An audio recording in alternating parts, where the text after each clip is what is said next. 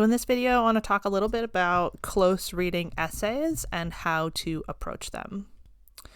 You want to definitely focus on the specific rather than the general.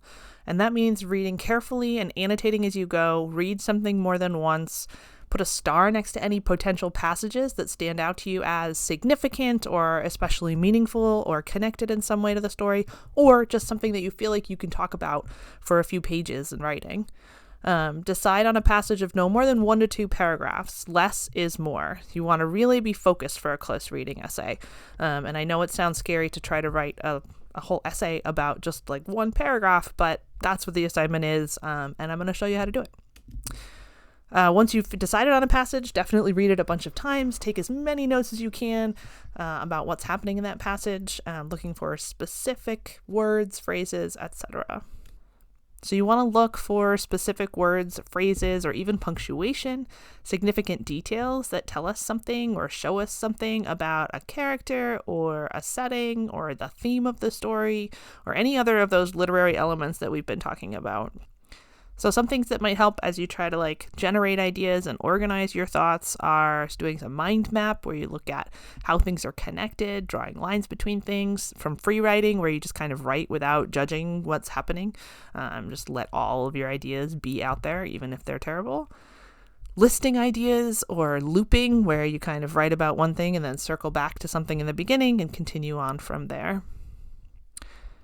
So I'm going to walk through an example from Civil War Land in Bad Decline.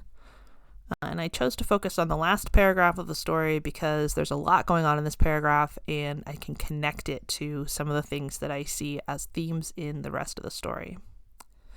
Possessing perfect knowledge, I hover above him as he hacks me to bits. I see his rough childhood. I see his mother doing something horrid to him with a broom handle.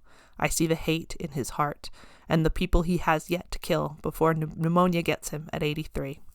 I see the dead kid's mom, unable to sleep and pounding her fists against her face in grief at the moment I was burying her son's hand. I see the pain I've caused. I see the man I could have been and the man I was, and then everything is bright and new and keen with love, and I sweep through Sam's body, trying to change him, trying so hard, and feeling only hate, and hate, solid as stone. So the first piece of this paragraph that I would highlight is the phrase possessing perfect knowledge, right? I would explore what that means in the story, how this character has never had perfect knowledge before in his life, right? His life is like a hot mess and perfect knowledge is unknowable, really, right? But now he's being hacked to bits and he's hovering above Sam as that happens to his body. At the same time, he's acknowledging Sam's humanity, right? He says, I see his rough childhood. His mother was terrible to him. So this is another really important part. Part of that perfect knowledge that the narrator achieves at the end is being able to see the humanity in other people, even when they are flawed, including the hate in his heart, right? So he sees his humanity, but he also sees how hateful this guy is and how awful this guy is and how probably he shouldn't have had anything to do with Sam at all. And then there's this, again, being able to see beyond yourself, which is part of that perfect knowledge, right? Being able to understand that the things that he's done while he was alive have really hurt people. And part of that perfect knowledge also is seeing the man that he could have been and then also the man that he was, right? And just in that sentence, even though all it does is say, I see the man I could have been and the man I was, he's acknowledging that the man he was kind of terrible, but also just kind of whatever, right? That he wasn't amazing, but he had all of this potential. So he's even being kind to himself in death or as he's sort of moving between life and death. And then everything is bright and new and keen with love, right? So here I would probably zero in on that word keen, which has a lot of intensity behind it. And so suddenly he's experiencing this love and this light and this kind of energy that he didn't have access to while he was alive. Because while he was alive, he was just trying to make his kids happy and keep his wife happy and keep his boss happy and just get through the day. But now, after that's all over, there's this new opportunity, right? And it's intense. And then finally, it ends on kind of a downer when he tries, it is this last ditch effort, trying so hard. And the simplicity of that phrase, right? Just trying so hard is huge. But he's trying to change Sam and he can't, because Sam, all of the bad things that happen to Sam, his life, whatever, for whatever reason, he's not changeable, right? Like he's actually evil, which the narrator isn't. The narrator is just this guy, right? But in death, he has this opportunity to kind of see things, see the bigger picture that he couldn't access when he was alive. And so if this analysis was to become a full-length paper, in the introduction I would introduce the text using the full title and author's name. I would give a super brief summary of the story, because you want to assume that your reader is familiar with the work, but not necessarily that they understood it the same way that you do. And then I would want to end the introduction with my thesis statement.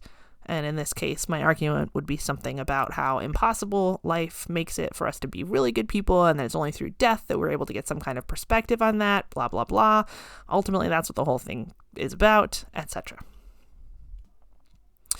And then my body paragraphs would each deal with the sections that I went over, right? So possessing perfect knowledge, that concept, the Sam's childhood and his mother, the potential that the narrator experiences in this moment, or the sort of lost potential, I should say.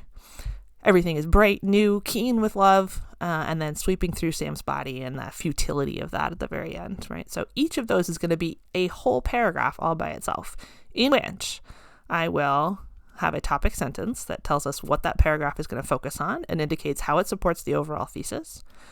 I will also include any context necessary for understanding the line or the lines to be analyzed, right? If I'm going to talk about the narrator's kids, I'm going to want to make sure that I clarify that he has kids before just randomly mentioning them. The specific section of the text that I'm explicating is a fancy word for kind of unpacking or explaining. And then that clear explanation of my interpretation of the text and how it connects to my thesis. And then, of course, we would have a conclusion that kind of ties the whole paper together and restates the thesis. And here are a few other conventions of literary analysis to keep in mind, all of which you can find some resources on the Moodle page to help you if any of them are not clear. So always use MLA style for in-text citations. Refer to authors by their last name only. George and I are not BFFs. I will refer to him as Saunders. Keep the whole paper in the present tense. Literature is happening in the now, and so that's why we use present tense when we write about literature.